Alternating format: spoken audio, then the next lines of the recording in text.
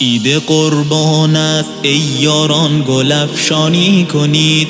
عید قربان است ای یاران گل افشانی کنید. در منای دل وقوف از حج روحانی کنید.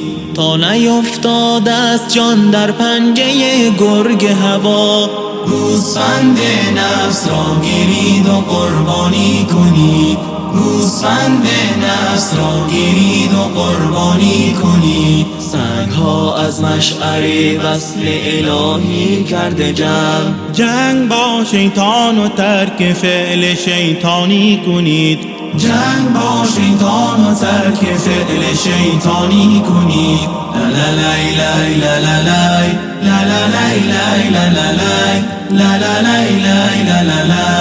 لا لا لا لا لا. گردن تسلیم اسماعیل را در زیر تیغ، تیغ ابراهیم را بر حلق اسماعیل بین. تیغ از الماس در دست پدر برنده تر. ای عجب ای عجب نازکتر از گل آن گلوی نازنین.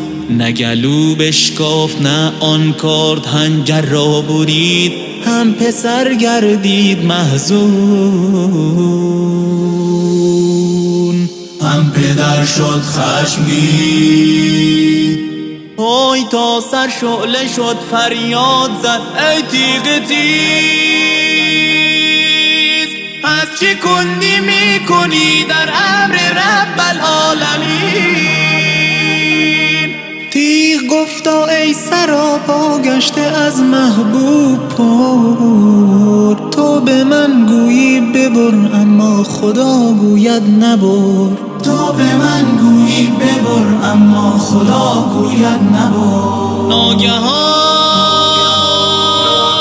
آمد ندا از جانب رب جلیل، مرحبا مرحبا ای عزم تو اخلاص و صدقت را دلیل.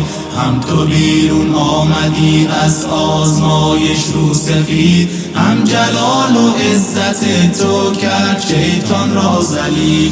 کشتن فرزند با دست پدر سخت است سخت، چون جمال دوست دیدی این بلا آمد جمیل. چون جمال دوست دیدی این بلا آمد جمیل. ای خلیل الله اسماعیل تو از آن ماست، تا قیامت زنده این سنت به صحرای مناست. تا قیامت زنده این سنت به صحرای مناست. تا قیامت زنده این سنت به صحرای مناست. تا قیامت زنده این سنت به صحرای مناست.